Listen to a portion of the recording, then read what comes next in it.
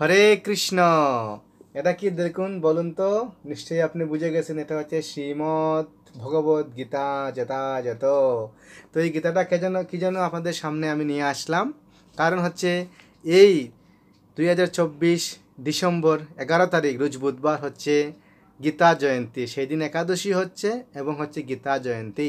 গীতা জয়ন্তী মানেই হচ্ছে যে এই দিনে ভগবান শ্রীকৃষ্ণ অর্জুনকে অর্জুনের মাধ্যমে আমাদের এই জগৎবাসীকে গীতা দান করেছিলেন, যাতে আমরা এই মনুষ্য জন্ম পেয়ে যাতে ভগবানের ভজনা করতে পারি, ভগবানের আরাধনা করতে পারি। এবং সেটা কিভাবে করব, আমরা কিভাবে জানবো?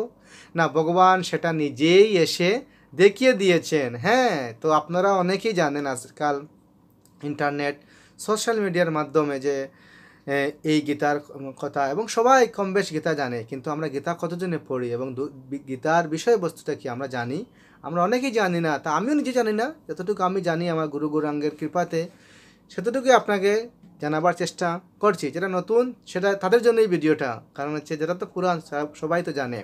তো এই গীতাটা পাঠ করতে কিছু মঙ্গলাচরণ, কিছু প্রার্থনা করতে হয়। তাহলে আমরা এই গীতাটা এখানে দেখেন মুখবন্ধন আছে, এই মুখবন্ধন থেকে আপনি গীতাটা প্রার্থনা করবেন। এবং এই গীতাটার প্রথম একটা শ্লোক আছে, যেটা প্রথমে ধৃতরাষ্ট্র উবাচ ধর্মক্ষেত্রে কুরুক্ষেত্রে সমবেতা ইজুষব মামকা পাণ্ডবশ্চৈব কিম অকুর্বত সঞ্জয়। হ্যাঁ, ধৃতরাষ্ট্র জিজ্ঞাসা করলেন যে আমার পুত্র এবং পাণ্ডবপুত্ররা যুদ্ধ করার মানুষে যুদ্ধস্থানে গিয়ে কী করলেন, সঞ্জয়কে জিজ্ঞাসা করলেন।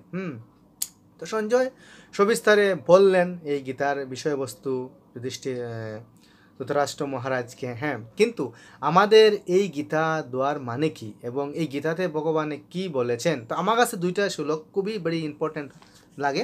সেটা হচ্ছে চতুর্থ অধ্যায় জ্ঞান যুগে, এবং শ্লোকগুলো হচ্ছে যে 7 নম্বর এবং 8 নম্বর। ভগবান এখানে কি বলছেন যে यदा यदा हि धर्मस्य ग्लानिर्भवति भारत অভ্যুত্থানম ধর্মস্য তদাত্মানম সৃজম্যহম। অনুবাদে বলছেন, হে ভারত, যখনই ধর্মের অধপতন হয় এবং অধর্মের অভ্যুত্থান হয়, তখনই আমি নিজেকে প্রকাশ করে অবতীর্ণ হই। আপনি বুঝতে পারলেন? আপনারা এই শ্লোকের যে তাৎপর্যটা আছে ভালো করে পড়ে নেবেন গীতার দিনে, গীতাটা দেখে, ঠিক আছে? এবং 8 নম্বর শ্লোকে ভগবান বলছেন, পরিত্রাণায় সাধুনাম বিনাশায় চ দুষ্কৃতম ধর্ম সংস্থাপনার্থায় সম্ভয়ামি যুগে যুগে। সম্ভয়ামি যুগে যুগে। যুগে যুগে বলতে কি বোঝায়? 4টা যুগ আছে, সত্যযুগ, ত্রেতাযুগ, দ্বাপরযুগ, কলিযুগ। এই 4টা যুগে ভগবান 4বার অবতীর্ণ হন এবং সাধুদের পরিত্রাণ করার জন্য, ধর্ম স্থাপনা করার জন্য এবং অসুরদের বিনাশ করার জন্য ভগবান এই পৃথিবীতে আসেন এবং এসে আমাদের মতো মূর্খ জীবদের পথ দেখিয়ে দেন ভগবান, আমরা কিভাবে এই মনুষ্য জীবন থেকে আমরা উদ্ধার হতে পারবো। এবং লাস্টে ভগবদ্গীতার 18 অধ্যায়ের 66 নম্বর শ্লোকে মোক্ষযুগ ভগবান বলছেন, সর্বধর্মান পরিত্যাজ্য মামেকম শরণম ভজ অহম ত্বাম পাপেভ মোক্ষয়িষ্যামি মা শুচ। হ্যাঁ, মা ভগবান বলছেন অর্জুনকে, হে অর্জুন, তুমি সব কিছু মনোধর্ম, জ্ঞান ধর্ম, এই ধর্ম সেই ধর্ম, কত ধরনের ধর্ম আছে, সব কিছু ত্যাগ করে তুমি আমার শরণাগত, তুমি আমার আরাধনা করো, তুমি আমার ভজনা করো, তাহলে আমি তোমাকে মা সূচ, তুমি ভয় করো না, তুমি দুঃখ করো না, তুমি চিন্তা করো না, আমি তোমার সমস্ত পাপ থেকে মুক্ত করে দেবো। সেটা ভগবানের বাণী। ভগবান বলছেন, দ্যাটস অল। আপনার জীবনে যা কিছুই করে থাকুন না কেন, কোনো সমস্যা নাই, কিন্তু আপনাকে যদি আপনি ভগবান যেভাবে বলছেন যে আপনি আমার শরণাগত হন, আমি আপনাকে মুক্ত দেব, তাহলে সেটা কোনো কিছু আর কিছু করার নেই। হ্যাঁ, তাই আমাদের ইম্পর্টেন্ট হচ্ছে যে আমাদের যে ছেলে সন্তান বাচ্চারা আছে, তাদেরকে যে নেক্সট প্রজন্মে আসবে ছোটো ছোটো শিশুদের, তা যাতে আমরা গীতার জ্ঞানটা শেখাতে পারি এবং জ্ঞানটা দিতে পারি। যে কোন জায়গাতে আজকালকে অনেক জায়গাতে অনেক হিন্দুরাও যায়, মুসলিমরাও যায়, হিন্দু কিন্তু বলে আসো এটা গীতা পাঠ করো, তো আমরা পাঠ করতে পারি না অনেকে, এটা খুব লজ্জার বিষয়। কিন্তু আমাদের উচিত যে আমাদের এই কিছু শ্লোক শেখা, 2-3টা ইম্পর্টেন্ট শ্লোক সেগুলো আমার শেখা, যেটা বললাম আমি প্রথম শ্লোকটা, তারপর চতুর্থ অধ্যায়ের 7 নম্বর 8 নম্বর শ্লোকটা, তারপরে মুখ্য যুগের অষ্টাদশ অধ্যায়ের 66 নম্বর শ্লোকটা, সেইগুলো যে আমরা একটা শ্লোক শিখতে পারি যে ভগবান ভগবদ্গীতাতে আমাদের এইরকম বলেছেন, তাহলে কি হবে, আমরা অন্য ধর্ম জানবে যে আমরা কিছু তো না কিছু জানি। আমরা যদি কিচ্ছুই জানি না, তাহলে আমরা কিভাবে আমাদের ধর্মটাকে আগে নিয়ে যাব? সেই জন্য আমাদের ধর্ম গ্লানি হচ্ছে, মানে দুঃখ দুর্দশা হচ্ছে। আর এখন যে পরিস্থিতি বাংলাদেশের, সেটা আপনারা বুঝতেই পারছেন। তো আমাদের ভগবানের শরণাগত নিতে হবে, রোজ ভগবদ্গীতা পাঠ করতে হবে।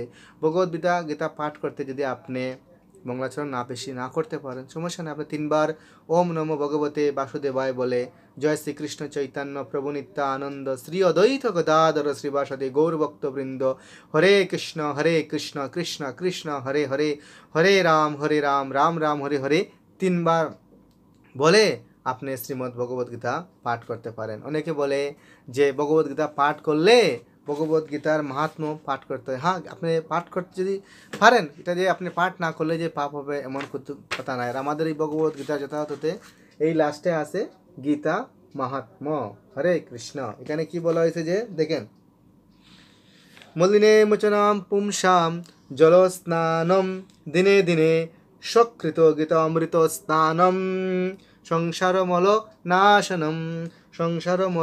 নাশনম গীতা মাহাত্ম্য 3 নম্বরে আছে শ্লোকটা। হ্যাঁ, বলা হয়েছে, ক্ষমা করবেন, হ্যাঁ 3 নম্বরে, প্রতিদিন জলে স্নান করে মানুষ নিজেকে পরিচ্ছন্ন করতে পারে, কিন্তু কেউ যদি একবার ভগবদ্গীতার গঙ্গা জলে স্নান করে, তাহলে তার জীবনের মলিনতা একেবারেই বিনষ্ট হয়ে যাবে। একেবারে, মানে বুঝতে পারছেন, একেবারে। দেহিনামস্মিন দেহে যথা কৌমারম যৌবনম ধরা তথা দেহান্তর প্রাপ্তি ধীরস্থতত্র ন মুহিতে। দেহিনামস্মিন দেহে, আমাদের এই দেহটা একদিন নাশ হবে। শিশুকাল থেকে বালক, তারপরে বয়স্ক, তারপরে বৃদ্ধ, একদিন মরে যাব।